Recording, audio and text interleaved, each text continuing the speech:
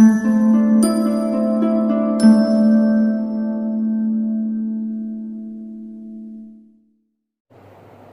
friends, I am Vishnu Naupade. You are watching fourth video on this oscillation chapter. In first three videos we have learned differential equation, acceleration of the particle, velocity of the particle and displacement of the particle performing linear SHM. Then we have derived different forms of that displacement. Then we have drawn graphs of force versus displacement, force versus time, acceleration versus displacement, acceleration versus velocity, displacement versus time. All those variables are discussed. Friends, we have one formula in this chapter, that is F is equal to minus Kx. What is this K? K is a force constant. K is force constant. And you know that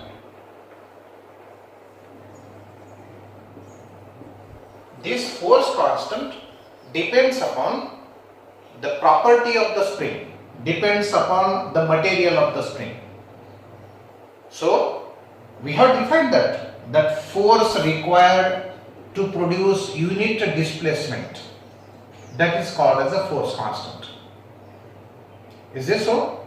So if a coil is taken,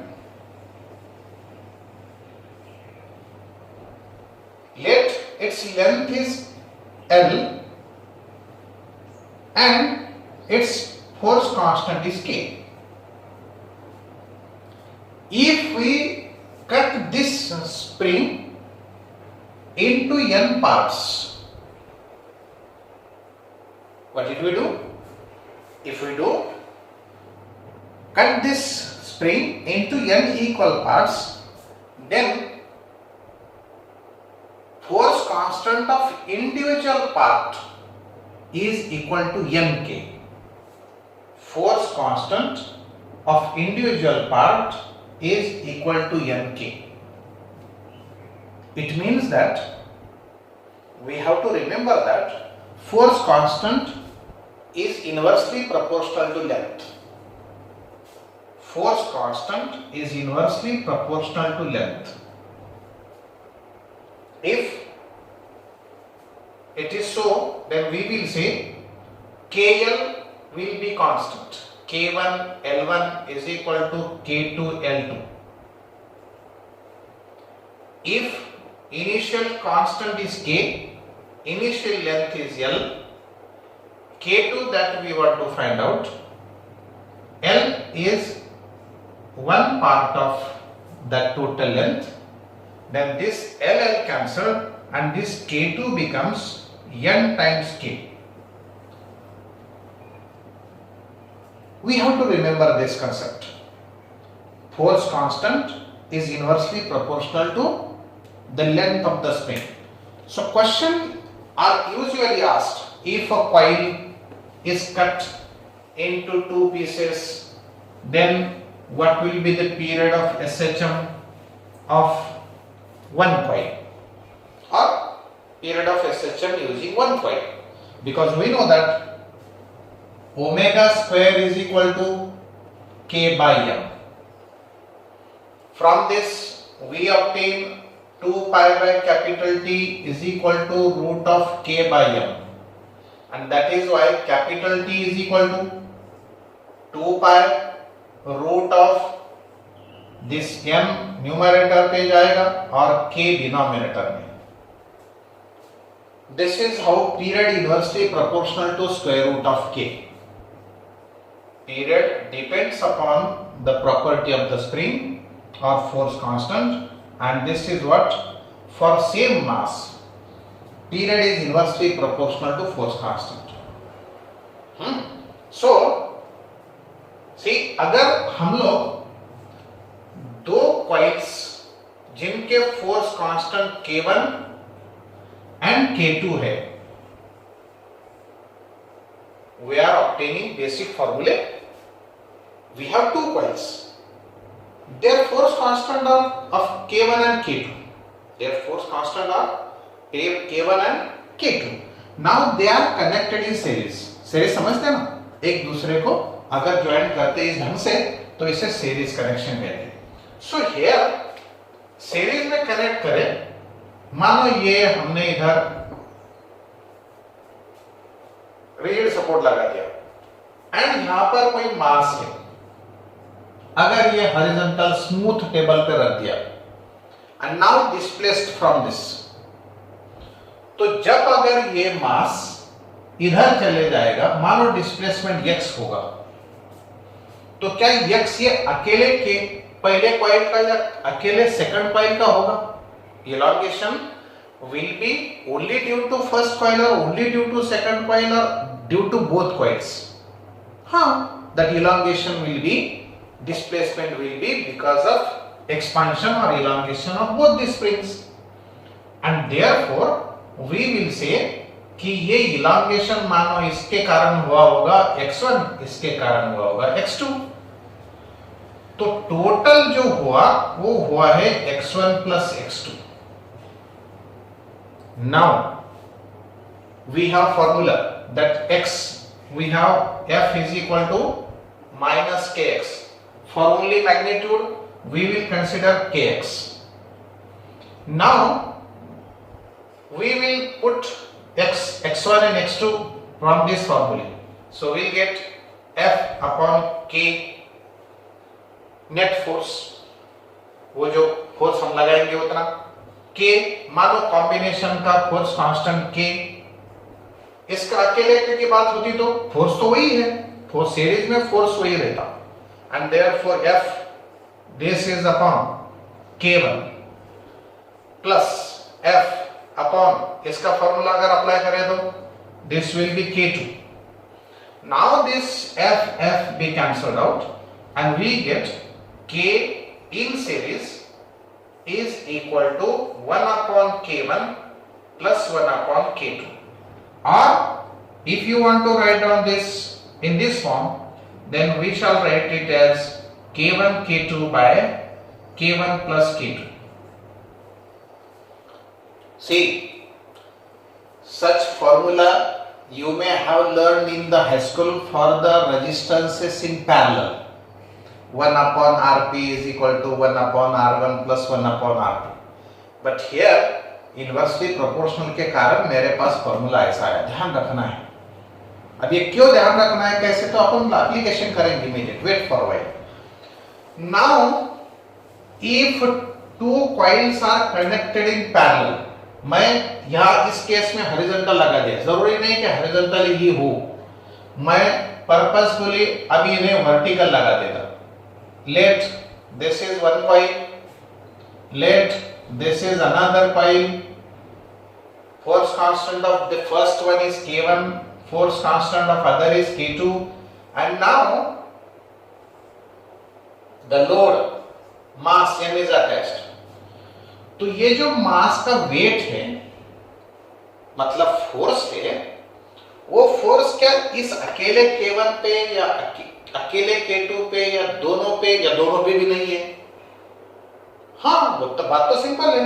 that force is shared by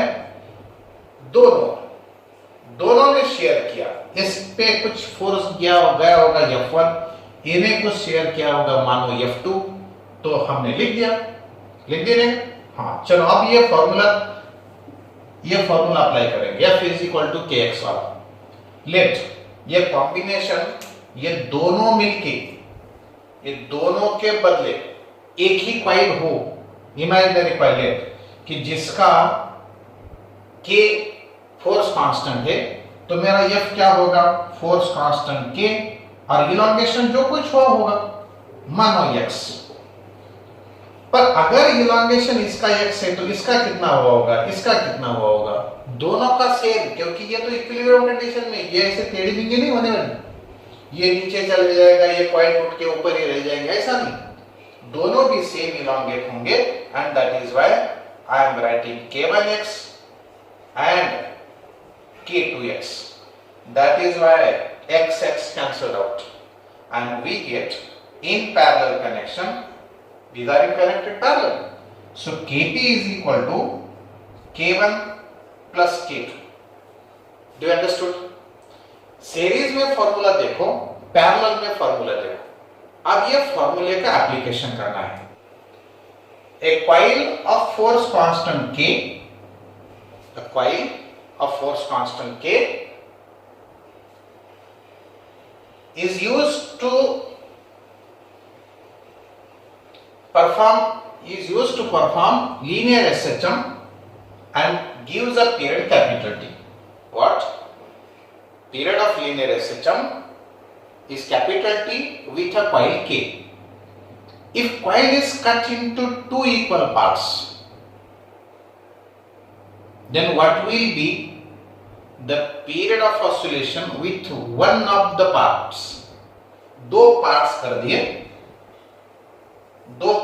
दिए इसके, हाँ, और एक ही use कर दिया। अगर ये use करते थे तो कैपिटल टी पीरियड, आधी ही यूज करते तो कितना पीरियड? सवाल देखो, बहुत सिंपल है। We know that what K1 L1 is equal to K2 L2। K और L कांस्टेंट रखना बोले थे हमने, ध्यान रखना है। Initial K, initial length L, K2 don't know, L half of that, so LL cancelled and K2 becomes now twice L। अगर ऐसा है तो पीरियड पूछा है, we know that period is equal to 2 pi root of m by k।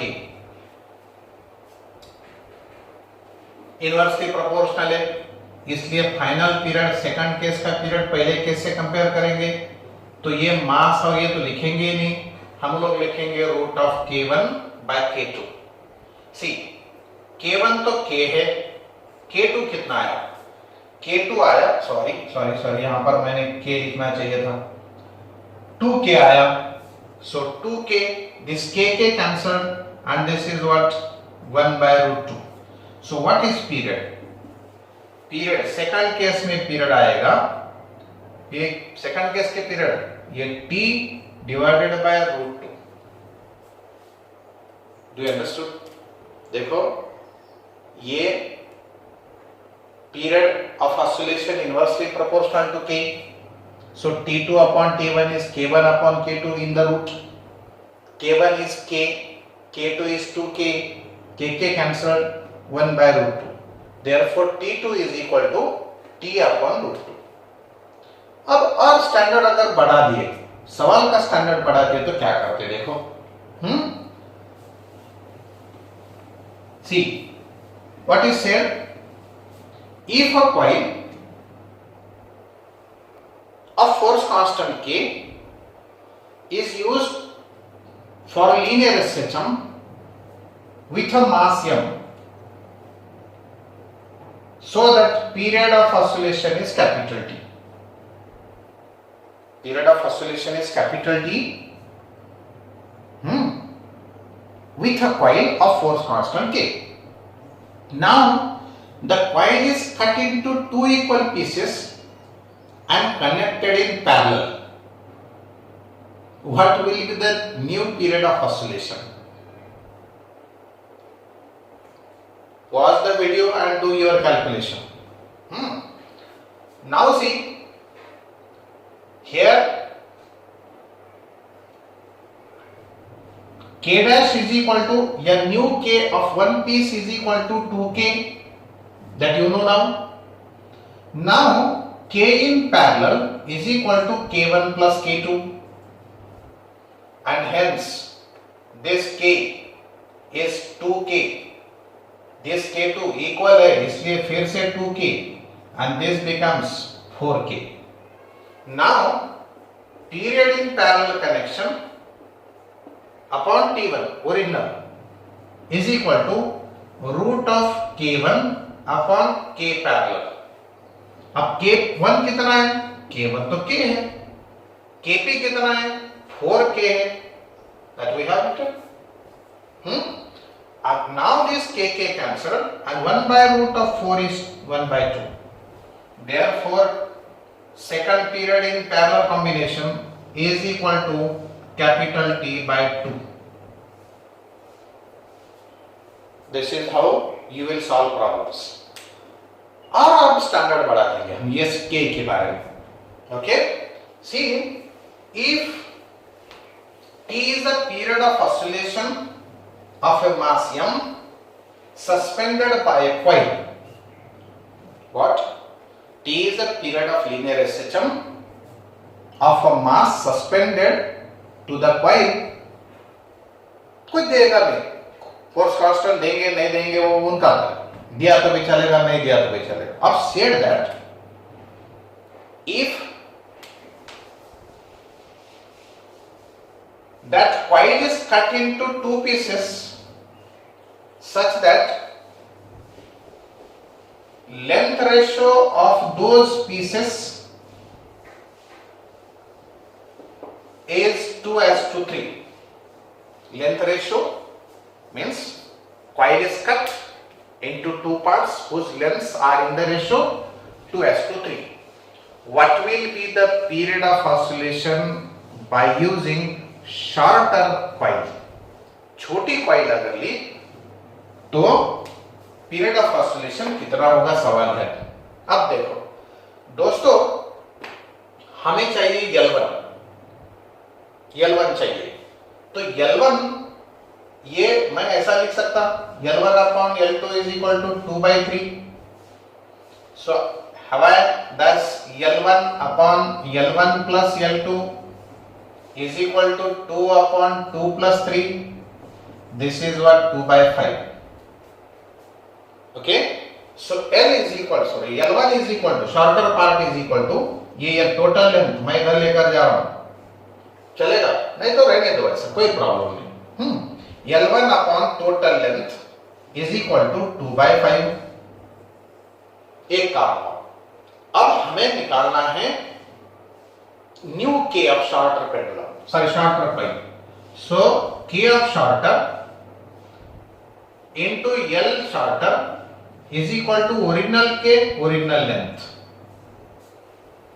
This K shorter into और into क्यों है, मैं इधर लेकर जा रहा हूं अभी, ये K original L upon L shorter.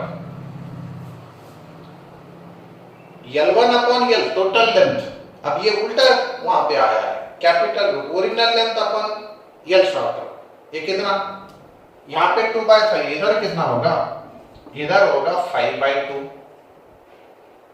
Got it. ये शॉर्टर का 5/2 K होगा. नाउ पीरियड, सिंपल बात, period T2 upon original new case shorter coil का period upon original T is equal to वही बात रूट में ओरिजिनल K अपॉन K2 मतलब shorter. So we will write here K by 5/2K, K cancelled, and we will get root of 2/5. What will be period of oscillation with shorter coil? T उधर लेकर गए और हमारा काम हो गया. T shorter is equal to root of 2/5 into capital T. Got it? हाँ, ये ऐसे सवाल पूछे जा सकते हैं, कोई टेंशन लेने वाली बात नहीं रहती. अब अगर ऐसे फ्रीक्वेंसी बात करें तो भी आनी चाहिए. कैसे? Late mass m performs linear SHM when it is suspended from the coil. The frequency of that linear SHM is m. If that coil is cut into two pieces whose lengths are in the ratio 1:3. कैसे? 1:3. What will be the frequency with longer part? करेंगे, वैसे क्या बात है ऐसी। भैया हमारा एक फॉर्मूला है period inversely proportional to this की, पर frequency inversely proportional to period, so period inversely proportional to frequency, therefore ये तो डायरेक्टली प्रोपोर्शनल हो गए। और बहुत बड़ी बात होगी कि ये no, so we will have n1 upon n2, या ओरिजिनल से कंपेयर करेंगे तो हम n1 अपॉन n करेंगे, is equal to root of नया डिवाइडेड बाय ओरिजिनल के। और k का रेशियो तो पता है ना हमें, k1 l1 is equal to kl, original, ये ओरिजिनल ये नया। अब यहां से देखो मेरा L1 अपॉन L2 है 1:3, मुझे चाहिए लॉन्गर पाथ, तो मैं इसको वैसे रखूंगा और L1 को हटाऊंगा, कंपोनेंट मेथड से मुझे ये मिल जाएगा, and this will be 4/3, 3 plus 1/3 as it is. So here original length L upon L longer is equal to L2 मतलब L longer, so ये 4/3। अब यहां पर मेरा K मिल गया, कैसे मिलेगा देखो, मिलेगा कि नहीं देखो, K longer length longer is equal to KL, L upon L dash, sorry L longer, K2 is equal to K L upon L longer, कितना 4/3, so ये 4k/3 is our K longer। अब K longer की वहां पे value रख दिया तो देखो L longer upon original is equal to K longer, K longer कितना 4/3k divided by original K, this is equal to 4/3, तो N longer is equal to N into 4/3। Will you solve problems? Yes, do remember all these things. Friends, we will solve few problems on the basis of our basic formulae. Are you ready? Okay. See, this is a path of SHM about this mean position. Amplitude of this SHM is capital A. Okay. Now, if a period of SHM is capital T, then what is average speed?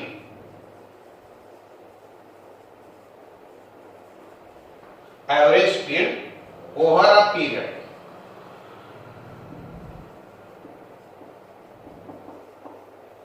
What is average speed of a particle over the period?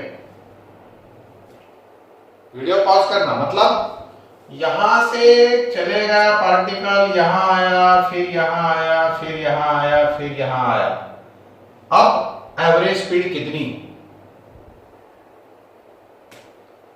Simultaneously you will tell me average velocity.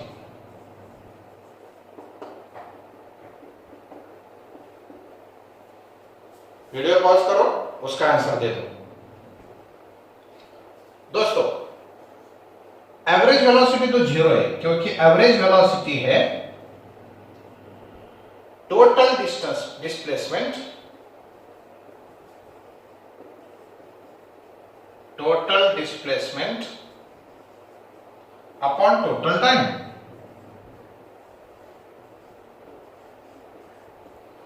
Total displacement कितना? It is 0। Total time capital T, पर 0 upon capital T तो होता है 0, तो ये average velocity तो हो गई 0। अब average velocity sorry average speed, average speed का फॉर्मूला तुम्हें पता होगा। एवरेज स्पीड का फॉर्मूला है टोटल डिस्टेंस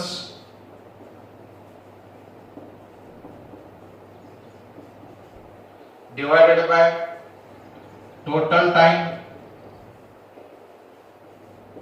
यहां O से अगर पार्टिकल जाता है और घूम के वही आता है तो टोटल डिस्प्लेसमेंट A की भाषा में कितना? 1 amplitude 2 amplitudes, 3 amplitudes, 4 amplitudes. So 4a हुआ distance, 4a by capital T. अगर ये पीरियड के भाषा में फॉर्मूला नहीं होगा तो ओमेगा के टर्म्स में हम दे सकते हैं कितना 4a by 2 pi by omega. 2 2s are 4, so we'll get 2a omega by pi. Do remember this? Okay? Now recall the formula for displacement, velocity and acceleration. याद रखना है और वो फॉर्मूले हमें काम लाने हैं अपने प्रॉब्लम सॉल्यूशन के लिए. चाहे तो मैं लिख लेता यार x is equal to a sine of omega t plus 5. Velocity a omega cos of omega t plus 5. Where phi is initially poke. आप लोग अल्फा बोलो, थीटा बोलो, बीटा बोलो, अल्फा गामा बोलो, फाई बोलो, कुछ प्रॉब्लम नहीं. And acceleration is equal to minus omega square x. आप लोग y भी बोल सकते हैं. y is equal to a sine omega t plus 5. a is equal to minus omega square y होगा. x मतलब हॉरिजॉन्टल अपना ये सेक्शन है. y लेना मतलब हमारा ऑसिलेशन वर्टिकल प्लेन में है. याद है? In addition to these three फॉर्मूले one must know velocity at particular time, that omega root over a square minus x square. चलिए अब प्रॉब्लम स्टार्ट करेंगे. Let particle performing linear ascension about point O with amplitude A. If particle crosses its mean position, then its velocity is v. Then what is the velocity when it is at midway between mean and extreme? This displacement is a by 2. Friends, you have formula, you can calculate it. See, velocity at midway is equal to, see, omega as it is, this a square minus x square by 4, because x is a by 2, x square by 4, and therefore we get here omega root of 3a square by 4, and so 3a omega by 2. पर दोस्तों ये form में हमारी v नहीं है ना, हमें omega तो में दिया ही नहीं. That is why we have to replace this a omega by a, because velocity at mean position is equal to a omega. मतलब वो बात हमें पता चलनी चाहिए कि अरे ये तो आंसर ऐसा है नहीं, तो वेलोसिटी जहां हमने निकालनी है that will be root of 3 by 2 into v. This will be our answer. अब सवालों का स्टैंडर्ड बदल जाता, तरीका बदल जाता, जरा ध्यान रखो. ये प्रॉब्लम अभी कैसा सॉल्व करेंगे था ना. चलो देखो नेक्स्ट प्रॉब्लम. लेट भाषा होगी, let particle performing linear SHM with amplitude a, okay, and particle is at particular instant, particle is at a displacement x is equal to root 3 by 2a. Then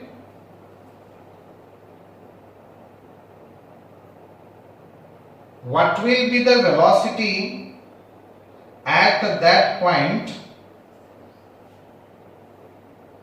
if its angular velocity is omega? If its angular velocity is omega. Omega की भाषा में निकला है, कुछ नहीं करना है. See, once again formula is same. v square is equal to omega square in bracket a square minus x square. चलो omega square a square as it is, x की मतलब है √3/2, तो ये होगा 3a square by 4, 3a square by 4. So here omega square as it is only 1a square divided by 4. See, if square root is taken, then we get a omega by 2. One can say this v at new position will be v maximum by 2. Do remember, अगर displacement है √3/a times amplitude, √3/2 times amplitude, then velocity is half of maximum. If velocity displacement is half, earlier problem, do you remember? If displacement is half, then velocity is √3/2 times a. See this. बस समझे? Velocity of the particle performing linear SHM is v at mean position, and maximum acceleration of the particle is a. Okay? If maximum velocity and maximum acceleration are numerically equal, then what is the period of linear SHM? Listen problem once again. Maximum velocity and maximum acceleration of a particle performing linear SHM are numerically same. Then what is the period of oscillation? बात समझ में आ गई? हाँ, देखिए numerically same है. क्या same है? v maximum is equal to a maximum. Recall formula. This formula a omega, and this formula a omega square. A cancelled. This omega also cancelled. So what left? 1 is equal to omega. पर omega तो पूछा नहीं बाबा, ये पूछा है what is asked? Period of linear SHM. So period will be 2 pi second या 6.28 second. Problem कितने भी पूछे जा सकते हैं, आपको तो पता है भाई. प्रॉब्लम बनाना ये बात इंपॉर्टेंट नहीं है, हम प्रॉब्लम कैसा सॉल्व करते हैं, हमारे दिमाग में क्या क्या आता है वो इंपॉर्टेंट है. तो आप कोशिश करिएगा अलग अलग प्रॉब्लम सॉल्व करने की, आपकी एक प्रॉब्लम सॉल्व करने की स्पीड बढ़ जाएगी. I know that you, and I hope that you are solving the problems and you are doing at your best. Okay? चलिए देखिए आगे. मानो मेरा इक्वेशन है, let general equation of linear SHM is x is equal to 8 sine of pi t plus pi by 3.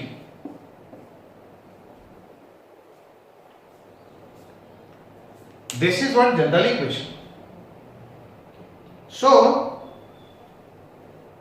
what will be the time? What will be the time taken by this particle to be at rest first time? सवाल देख सुनो, general equation तुम्हारे सामने है. कितना समय लेगा वो पहली बार रेस्ट पे आने के लिए? दोस्तों ये problem important problem standard problem में गिना जाता, इतना आसान नहीं है. सोचो, I have given you equation of linear SHM and said that what is the time taken by the particle or what time will be required to be at rest first time. First time underline करो, first time. चलो अब देखो क्या है. See this is the mean position of this path. Let वो π/3 पर है, मतलब कहीं तो भी यहां होगा. अब कहां होगा पता नहीं मुझे. हाँ यहां होगा, मुझे कुछ भी पता नहीं. मान लो ये है हमारा x. अब यहां से इधर निकला हो क्योंकि फेज पॉजिटिव है, इधर निकला हो, आगे जा रहा. नाउ समय t इज इक्वल टू 0 पर यहां है, और रेस्ट पे कब आता? When it is eight extreme position, मतलब इतना जर्नी के लिए जितना समय लगता वो हमारा टारगेट है। Got it? समझ में आया क्या निकालना है? यहां से यहां आने के लिए कितना समय लगता वो निकालना है। Now we will solve it. See, अगर ये यहां पे चले आता तो मेरा फेज कितना बनता? टोटल फेज बनता है। यहां से यहां आने के लिए फेज कितना बनता है? याद होगा ना? अरे ये सर्कुलर पाथ उसका यहां पे है तो उसका प्रोजेक्शन मीन पर इधर चले आएगा, यहां होगा, मतलब यहां पे आएगा तो particle on linear path will be at rest. मतलब ये एंगल कितना बनना चाहिए? हाँ, 90 डिग्रीज। तो ये 90 डिग्रीज होना चाहिए, बस खत्म। So pi t plus pi by 3 is equal to कितना होगा? ये टी मतलब T1 डालेंगे, क्योंकि 0 समय पर तो यहां पर है वो, तो यहां आने के लिए कितना हुए तो चाहिए खाली, क्योंकि ये एंगल तो है पाई बाय 3 उसका पहले ही है, और हमने डाला कितना? तो पाई T1। तो टोटल कितना बनेगा? बनना चाहिए पाई बाय 2। देखो पूरे इसमें पाई पाई पाई है, so time T1 is equal to 1 by 2 minus 1 by what? 1 by 3. So here is equal to 3 to the 6, 3 minus 2, 1, and this is what our answer. 1 by 6 seconds लगेंगे खाली यहां से यहां आने के लिए, पहली बार। हाँ सोचो, पहली बार। Got it? हाँ, अगर प्रॉब्लम ने थोड़ा सा चेंज कर दिया होता तो मानो ये यहां पे हम लोग प्लस की जगह माइनस कर देते। इसका मतलब ऐसा है कि वो फेज ऑलरेडी माइनस में है। प्लस फेज का मतलब है इस लाइन से इधर था वो प्लस फेज, माइनस फेज मतलब इधर है, पार्टिकल अभी इधर है, इधर से इधर जाना है। Got it? इसका मतलब ये पाई बाय 3 है, तो ये पाई बाय 3 प्लस 90 ये होना चाहिए ओमेगा टी। पर डरने की कोई बात नहीं, तरीका वही अपना। कितना? यहां से यहां, कहीं से क्यों नहीं होता, लेकिन यहां आने के बाद फेज कितना बनना चाहिए? फेज मेजर करते मेन पोजीशन के हिसाब से ही, तो यहां से यहां आते समय phase will be 90 degree once again. So pi T1 minus pi by 3 is equal to pi by 2। So pi cancelled. T1 will be 1 by 2 plus 1 by 3. So this will be 5 by 6. हाँ, इधर से इधर जाने के लिए 5 by 6 लगेंगे। अगर यहाँ पे है पार्टिकल और इधर जा रहा है तो यहाँ से यहाँ जाने के लिए 5 by 6 लगेंगे। Got it? हाँ, अब देखो प्रॉब्लम और कैसे बनेंगे। सी, मैं पहले वर्ड में प्रॉब्लम देता हूं आप लोगों को, फिर वो आप लिखो, डायग्राम निकालो, फिर प्रॉब्लम सॉल्व करो। मैं फिर बाद में प्रॉब्लम बोर्ड पे निकाल डालो। Let particle performing linear system with a period capital T। Particle performing linear system with a period capital T and amplitude capital A। Capital A नहीं दिया तो भी चलता, मैंने कुछ एम्पलीट्यूड की बात नहीं करे तो भी चलता, क्योंकि मुझे प्रॉब्लम अलग ढंग से निकालना है, पूछना है। See, what will be the time taken by the particle to go from midway between mean and extreme to other side midway between mean and extreme. In words, what will be the time taken by the particle from displacement minus a by 2 to displacement plus a by 2। देखो problem, आप लोगों ने video pause किया होगा। अब यहां पे है माइनस a by 2, यहां पर है प्लस a by 2। यहां से यहां जाने के लिए कितना समय लगता ये पूछा गया है। स्मार्ट स्टूडेंट तो बिल्कुल ऐसे चुटकी में चिपका देंगे आंसर, मुझे मुझे भरोसा है। कुछ लोग तो पक्का लाया होंगे कुछ लोगों का आंसर, कुछ लोगों का आंसर आया होगा, क्योंकि हमें पता है अगर पार्टिकल को ऊपर जाने के लिए t समय लगता तो वहां से नीचे आने के लिए भी उतना ही समय लगता, ये हमें मालूम है ओके। अब हमें यह पता है कि मीन से लेकर मिडवे जाने के लिए कितना समय लगता पीरियड के भाषा में, t/2, t/8, t/4, t/6, t/12 कितना, इट इज t/12। तो फिर उधर से वहां आने के लिए भी तो उतना ही, yes. In this way particle अगर यहाँ पे है तो इधर से मीन आने के लिए भी तो t/12 ही लगेगा, एंड मीन से मिडवे जाने के लिए भी t/12। तो ये दोनों क्या एडिशन तुम्हारा answer. So time will be t1 plus t2 and this is what twice t/12, so this is t/6, got it। सो ऐसे प्रॉब्लम छोटे मोटे बन सकते हैं। अब प्रॉब्लम आगे का जो लेंगे हम वो बहुत ही मस्त प्रॉब्लम होगा। चलो देखो,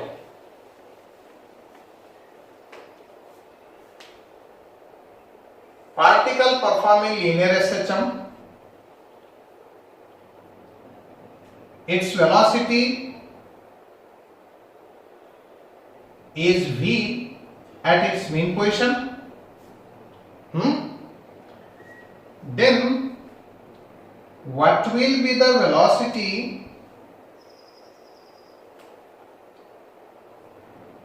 at a point where acceleration is √3/2 times a maximum। ना 2/√3 time a maximum by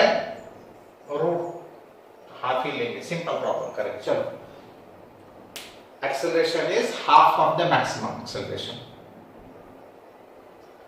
velocity कितनी होगी जहां एक्सेलरेशन मैक्सिमम के आधा होगा।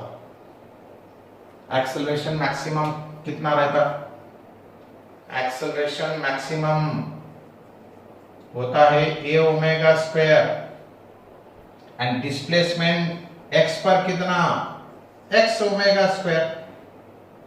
तो a मैक्सिमम के लैंग्वेज में ax is equal to ax divided by a maximum.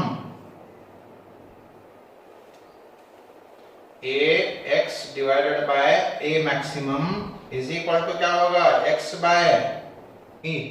ax is equal to a maximum upon e। ax is equal to a maximum x by e।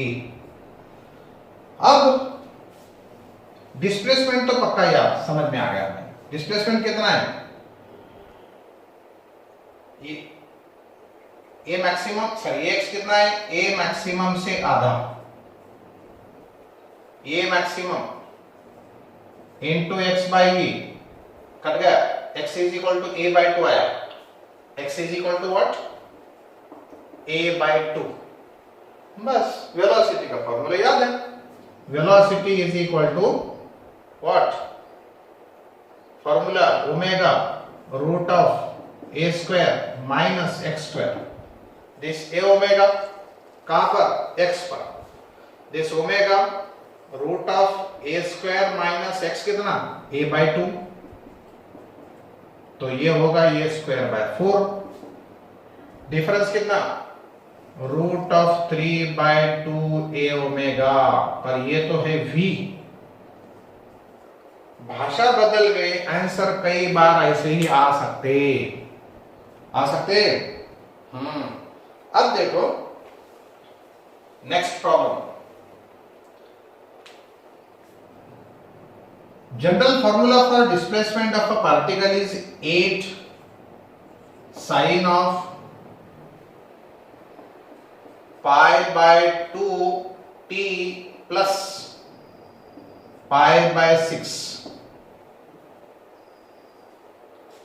What will be the velocity after 2 seconds?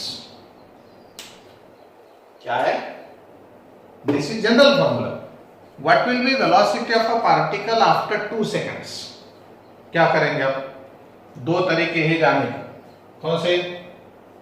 एक तो इसका derivative लो, नहीं तो 2 seconds के बाद x की value निकालो. Either दोनों से भी एक ही होगा. मैं दोनों तरीके से आपको करके देने वाला हूं. See, if I differentiate it, velocity will be a omega. See this omega. This is pi by 2 cos of pi by 2 into t, समय 2 seconds, plus pi by 6.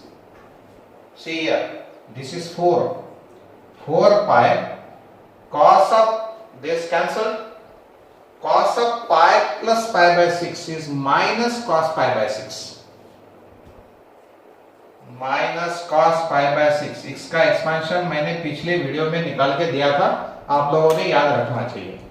अब cos of pi by 6 मतलब 30, cos 30 है ना. So ये minus 4 pi cos 30 is cos pi root of 3 by 2. This will cancel out. Now minus 2 root 3 pi meter per second. This is what your answer. Minus n का मतलब है, minus n का मतलब है वो निगेटिव डायरेक्शन में जाती है. कहाँ है पता नहीं है, कहाँ है पता नहीं, मतलब मेन क्वेश्चन के राइट साइड में है कि लेफ्ट साइड में ये पता नहीं, but it is going towards left side. This. अब ये सर से जाएंगे. अब ये माइनस साइन नहीं आएंगे इधर से, इधर से खाली मैग्नीट्यूड आने वाली है. सो v डैश या v1, ओमेगा कितना है? पाई बाय 2 है. ओमेगा है पाई बाय 2. दिस वन एक square as it is minus. अब x की वैल्यू डालो, यहां से x की वैल्यू निकालो. कितनी होगी x की वैल्यू? तो यहीं पे करो, नहीं तो वहां पे जाके करो. इधर आओ. अब ये v का फॉर्मूला मैं हटा देता, x की वैल्यू यहां पे निकाल के देता. दिस 8 साइन ऑफ ये 2 सेकंड्स मतलब वो पाई, ये प्लस पाई बाय 6. अगर इसकी बात है कैसे 8 साइन ऑफ, ये देखो एक्सपेंशन में इसका करके दे रहा क्योंकि मैंने इसका करके नहीं दिया था. Sine of pi cos of pi by 6 plus cos of pi sine of pi by 6. ये तो 0 है, hence it is 0. This is minus 1. So answer is minus sin pi by 6. So यहां पर minus sin of pi by 6. अब pi by 6 की value, sin pi by 6 की value half.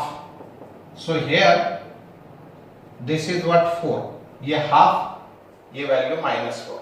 अब x की वैल्यू रखेंगे, x की वैल्यू रखेंगे, x की वैल्यू होगी -4 पर उसका स्क्वायर है तो ये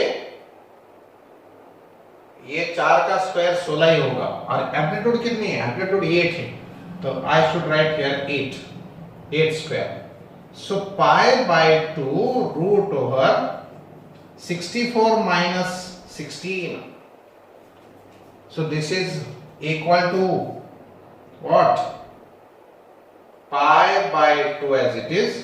This will be 3 times 16 subtraction, and therefore it will be 4 root 3 by 2 into pi. If this cancelled out, 2 root 3 pi. दोस्तों वहां पे खाली मैग्नीट्यूड मिलती, यहाँ पे डायरेक्शन के साथ मिलता.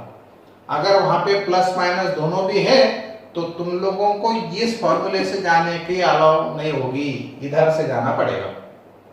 Do you understood this? Okay. हाँ, चलो प्रॉब्लम सॉल्व करते रहो.